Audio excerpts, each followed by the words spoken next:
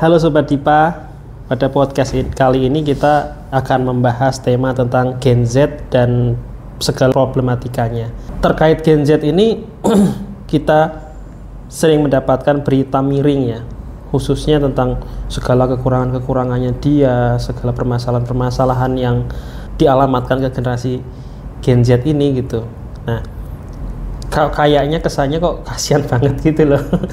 Dari kelahiran tahun berapa sampai tahun berapa? Ada datanya nggak? 97 ya, kalau nggak salah sih tahun 1997 sampai 2010 ya. Iya. Jadi 2011 ke sini tuh sudah dengan generasi alpha. Sebelum itu namanya milenial atau zilenial juga bisa sih yang akhir-akhir tuh. Identifikasi kepribadiannya seperti apa? Tadi pagi saya ngobrol sama itu Pak yang bantuin saya tuh. Dia kelahiran tahun berapa ya, 2000 kalau nggak salah, masuk ya Gen Z Masuk. ya. Nah kalau di generasi kita mungkin ya Pak, itu ada yang namanya perasaan kompetitif gitu, ada kompetisinya, pengen menang, drive untuk menang, maju gitu tuh masih kuat gitu ya kalau di generasi milenial kayak kita. Nah kalau dia tuh ketawa aja denger saya berkompetisi, punya rasa kompetisi tuh dia ketawa. Kenapa kamu? Saya bilang gitu kan. Terus kata dia, nggak apa-apa Bu, kata dia. Kalau dia tuh tipe yang mungkin buat apa gitu kompetisi itu. Pertama itu. Terus habis itu kalau udah ada orang lain yang bisa, kenapa harus saya gitu? Sesantai itu gitu.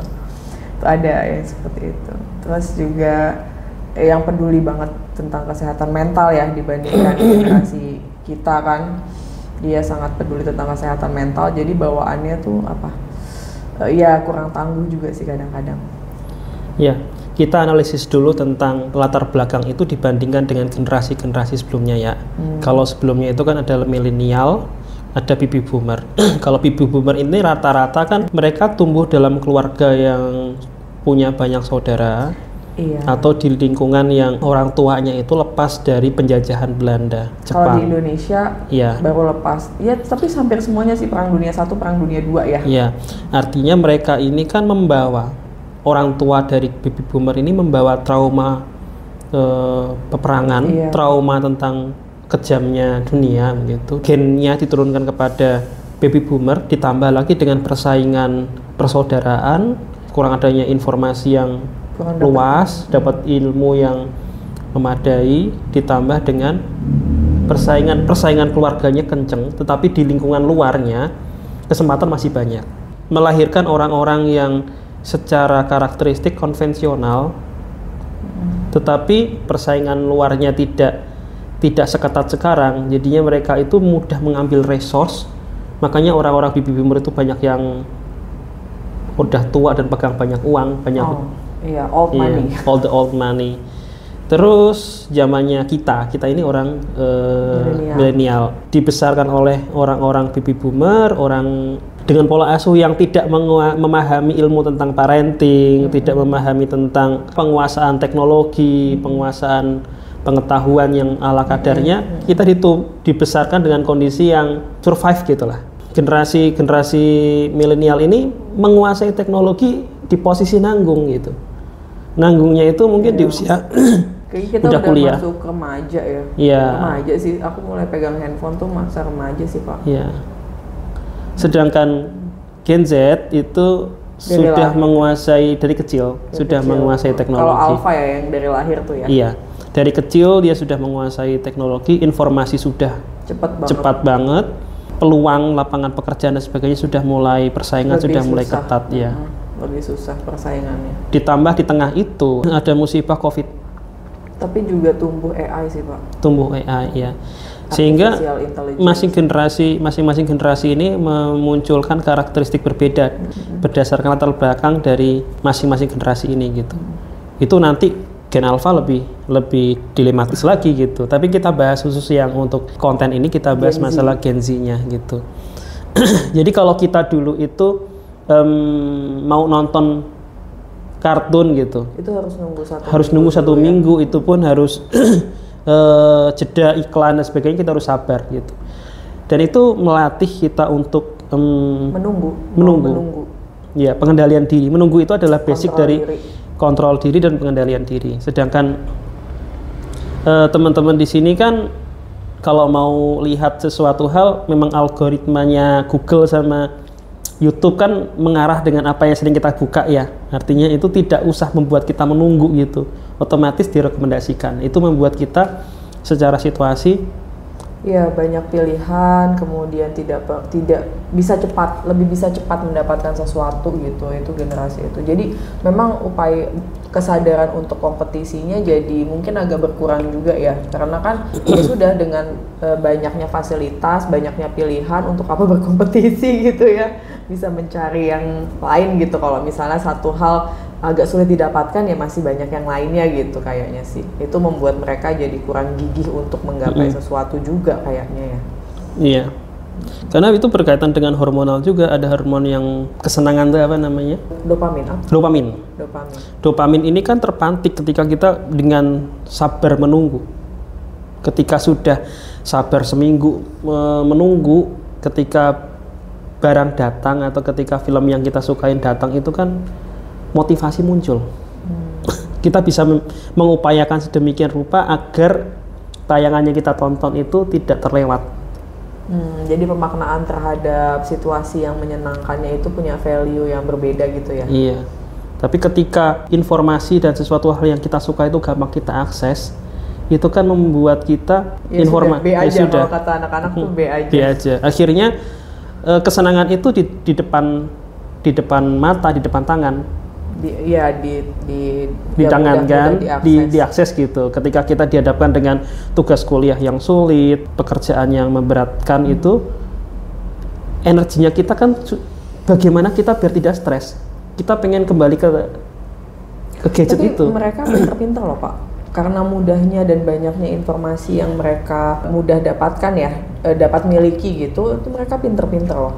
Pinter cari informasi, pinter cari data, pinter ngolah data. Cuma ya itu tadi kegigihannya memaknai sesuatu gitu ya. Ketangguhannya itu kayaknya memang tidak lebih oke dibandingkan generasi sebelumnya. Karena selain nama Gen Z, ada juga nama yang menyematkan mereka tuh nama generasi strawberry ya Pak. Cantik gitu kan. Tapi ketahanannya itu nggak lama. Strawberry itu kan gitu ya, cantik gitu. Tapi penyimpanannya tuh susah. Sebagai ibu rumah tangga saya bercerita untuk strawberry itu penyimpanannya susah Pak. Ditaruh di luar ruangan cepet busuk, ditaruh di dalam kulkas pun cepet busuk. Merawat itu tuh susah. Nah jangan-jangan generasi ini juga susah. Karena itulah makanya disebut sebagai generasi strawberry. Dan ya lumayan lemah juga sih untuk bisa bertahan. Kalau saya tangkapnya tuh begini, setiap generasi itu ada kelebihan dan kekurangannya masing-masing.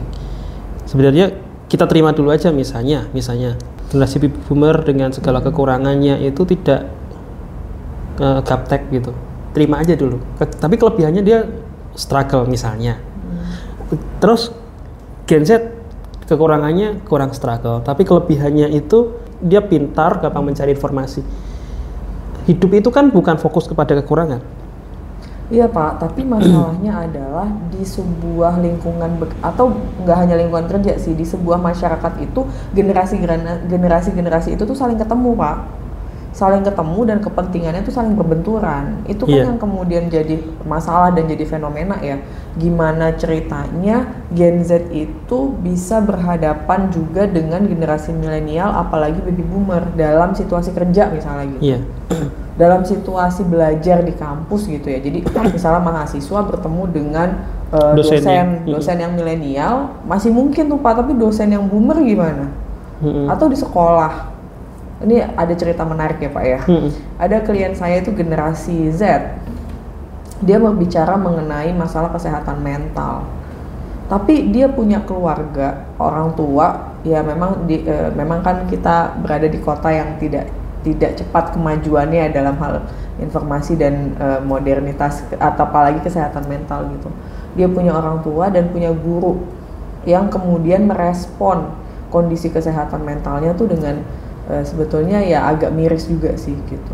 Jadi surat keterangan mengenai kesehatan mentalnya dia ini, tapi ya informasinya dari sudut pandang satu orang sih Pak. Nanti Bapak mungkin bisa komentarin ya.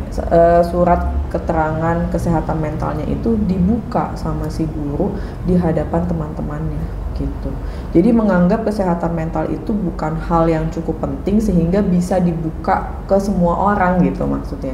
Padahal kan itu surat yang cukup rahasia ya, kondisi mental seseorang itu harusnya nggak dibuka secara publik seperti itu gitu loh.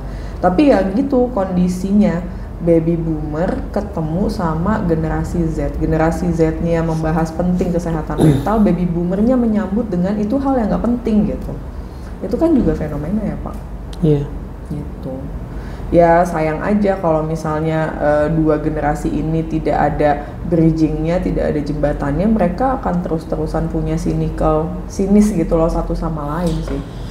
Kalau saya sendiri lebih merasa kasihan sih. Saya juga punya dua adik saya itu Gen Z. Dua adik saya Gen Z dan saya merasa kasihan.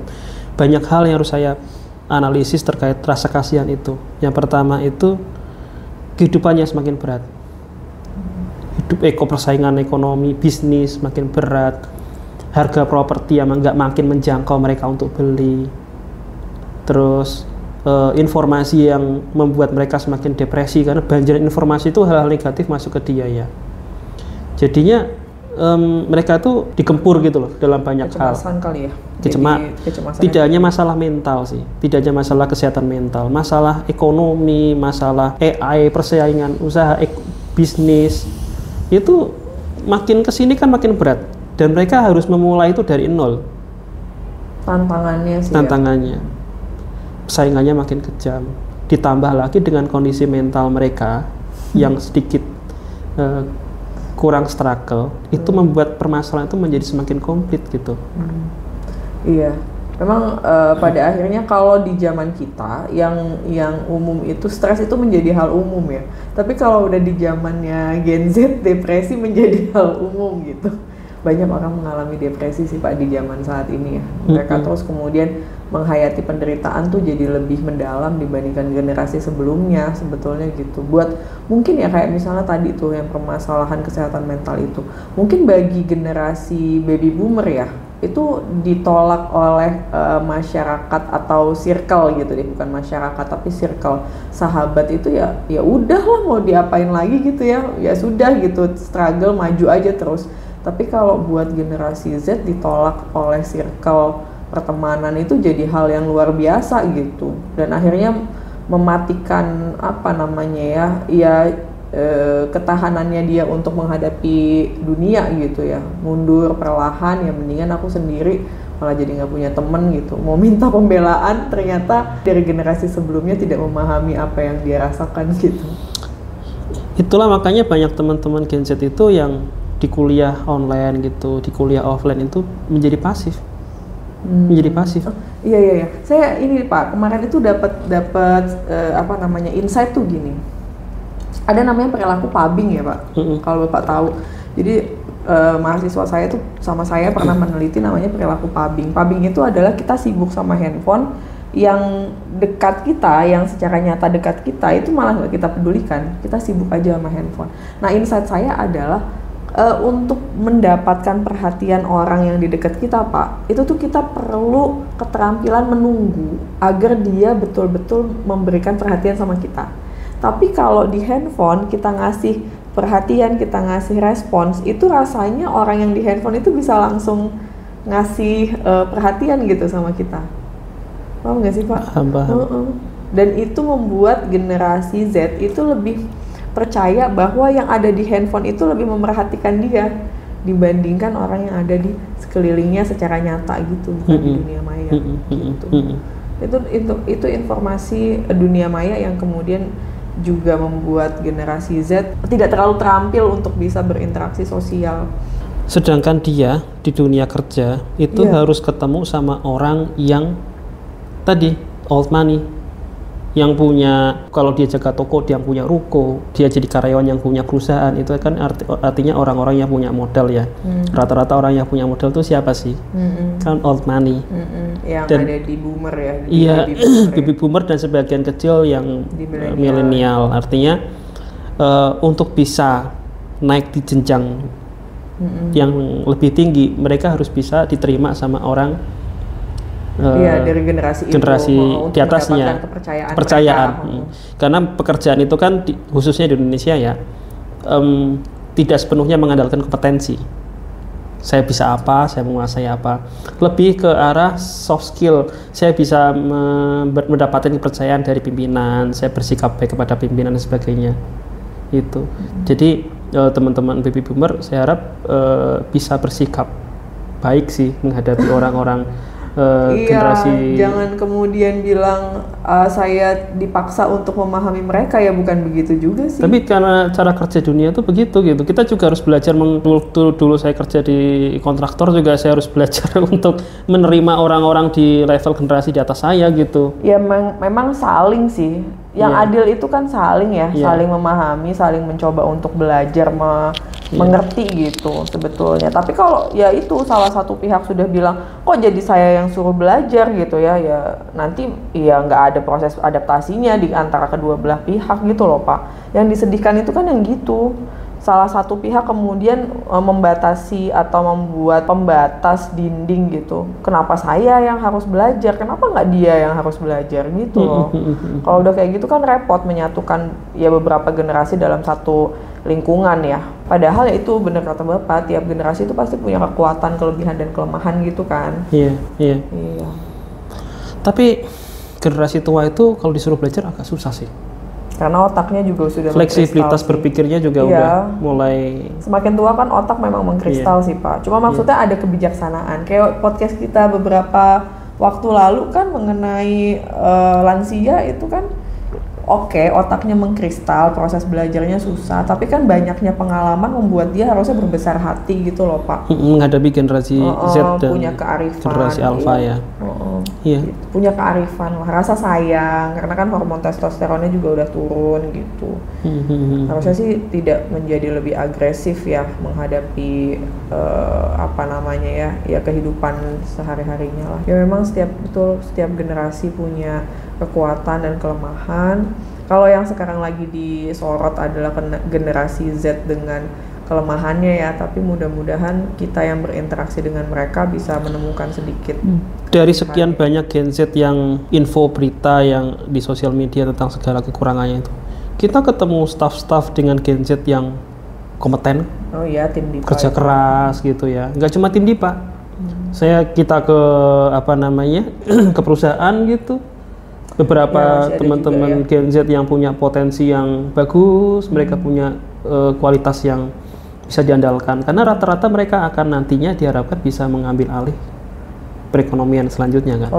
Maksudnya ini kali ya, menerima tongkat estafet perekonomian selanjutnya gitu. Artinya dengan segala pandangan negatif tentang Gen Z itu, di luar sana banyak hal-hal bagus. Kemarin ada penelitian menarik yang Bapak ceritain ke saya deh mengenai Gen Z tuh. Yang ketika mereka keluar dari perusahaan, resign-nya tuh karena apa? Bener gak sih? Iya, dari 10 perusahaan, sekitar 40% itu mengeluhkan tentang karakteristik Gen Z yang lemah di kemampuan kerjasama tim, etika di perusahaan, motivasi bekerja. Sama seperti cerita bukaan saya yang tadi kan. Iya, itu data. Ada lagi satu lagi itu berkaitan dengan etos kerja kalau nggak salah. Itu 4 dari 10 perusahaan ya yang mengeluhkan itu. Artinya memang itu itu evaluasi gitu, itu koreksi. Ya harus diterima dulu gitu. Harus diterima dulu, dan namanya evaluasi itu kan ada proses kontemplasi ya. Generasi kami kekurangannya di sini gitu. Bagaimana ini bisa kami tutupi atau kita bisa menonjolkan kelebihan di aspek lain sehingga itu yang dilihat gitu. Misalnya generasi Z itu lincah, banyak alternatif untuk menyelesaikan permasalahan. Saya ngedit hanya bisa pakai Premiere misalnya, ngedit podcast ini. Betul, ya kan? Betul. Ternyata teman-teman itu ada banyak aplikasi yang dia kuasain. Iya betul. Itu juga obrolan saya sama mahasiswa saya semalam tuh Pak. Mungkin ini ya, lapangan pekerjaannya memang kita nggak bisa samakan dengan macam pekerjaan. Di dunia modern yang sekarang, untuk generasi Z itu macam pekerjaannya lebih banyak dibandingkan zaman kita, apalagi zaman baby boomer ya. Macamnya loh Pak. Misalnya kalau zaman dulu mana ada sih Pak olah data gitu misalnya ya. Itu kan nggak ada ya zaman boomer gitu kan. Ada anak muda yang bisa jualan ini, kamu tahu nggak? Ada tulisan nama-nama tulisan Times New Roman, Arial, Verdana. Dia tuh bikin bentuk tulisan. Oh iya. A-nya kayak gini, B-nya kayak gini, diupload di semacam cloud gitu, dijual. Ya, itu pekerjaan juga kalau pekerjaan. Di modern. Dan dia tulisan itu kan sepuasnya dia mau nulis bentuk kayak gimana, yang penting A itu bentuknya begini. Nanti kalau udah sampai A sampai Z dibikin kayak dimasukkan ya. Di zip gitu, di upload, dijual. Dia bikin huruf A yang bentuknya begini lagi diginiin gitu, dijual. Itu nggak kebayang dengan cara kita bekerja sampai saat ini, kita nggak kebayang. Tapi mereka punya alternatif jenis pekerjaan yang tidak terhingga. Iya sih, bahkan dubbing video dapat duit. Iya kan? Iya. Kalau meributkan pekerjaan yang kayak di perusahaan gitu sih memang akan kelihatan lapangan pekerjaannya nggak ada ya. Tapi kalau macam pekerjaan dari mulai non formal, itu kreatif banyak banget sih. Kreatif itu menjadi kelebihan dari teman-teman Gen Z untuk mendapatkan sumber pendapatan, di mana generasi sebelumnya itu sangat buta tentang hal itu. Iya betul. Ya macam kayak YouTuber gini juga kan ciptaan di generasi Z ya, kita yang milenial kan. Dan YouTube kayak gini aja ada segmennya ya Pak. Kalau ngobrol kayak gini adalah segmennya milenial gitu ya. Terus tim Dipa bikin yang segmennya anak-anak Gen Z di TikTok gitu kan. Itu juga macam ya. Tapi jangan anti lah ya sama Gen Z ya. Enggak sih, saya enggak anti. Cuma memang ya kita generasi milenial, generasi baby boomer harus beradaptasi sih, karena mau bagaimanapun anak, karyawan, ponakan dan sebagainya itu kan mereka banyak kan Gen Z, dan kita harus beradaptasi untuk menerima. Iya, menerima dan bekerja sama sih dengan mereka sih, memberikan kepercayaan juga sama mereka sih. Yang jadi masalah itu sesama Gen Z. Kenapa? Isunya adalah kerjasama tim di Gen Z itu agak sedikit. Oh iya Pak. Kerjasama timnya itu agak berkurang. Karena itu kali ya, bersosialisasinya kali ya. Jodoh juga agak susah. Tentang figur tubuh ideal itu juga menjadi masalah besar bagi mereka. Tubuh ideal bagi diri saya, karena kan dia terpapar dengan informasi ideal di TikTok seperti itu. Jadi kecemasannya mungkin lebih ini. Ya kali kayak tadi ya, kalau orang lain udah ngapain saya juga melakukan gitu kan, itu prinsip yang membuat orang jadi malas kerja sama kali ya. Jadi untuk hal-hal seperti itu obatnya ya mungkin kita harus meninggalkan HP untuk sejenak sih. Mungkin ke kamar mandi jangan pakai HP begitu ya Li ya. Atau kalau sudah enggak sih Pak, kalau kamar mandi kan memang ini ya, mungkin kalau lagi bersama orang gitu. Iya. Artinya ada waktu sejenak untuk kita berpikir tentang diri kita gitu loh. Tidak terbanjiri dengan informasi di luar. Iya, untuk bisa menemukan ketenangan juga dalam diri sendiri. Iya, ada. Semakin kesini kan kita semakin sulit untuk berbicara diri kita dengan diri kita, itu kan butuh intrapersonal.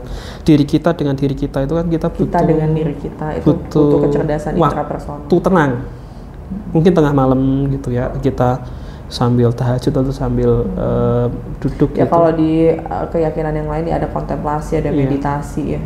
Biar pikiran kita itu tidak penuh dengan informasi.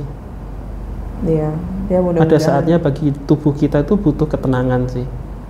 Ya mudah-mudahan obrolan kita ada Gen Z yang melihat ya. Mungkin itu podcast hari ini. Closingnya apa? Iya, di tiap generasi itu pasti ada kekuatan dan kelemahannya. Untuk bisa bermasyarakat, bersosialisasi, bekerja sama antar generasi itu ya kita memang tetap harus saling memahami, saling mempelajari, sampai akhirnya bisa berkolaborasi lah untuk hidup bersama, menghasilkan produktivitas yang baik. Mungkin itu ya teman-teman ya, semoga podcast ini bermanfaat.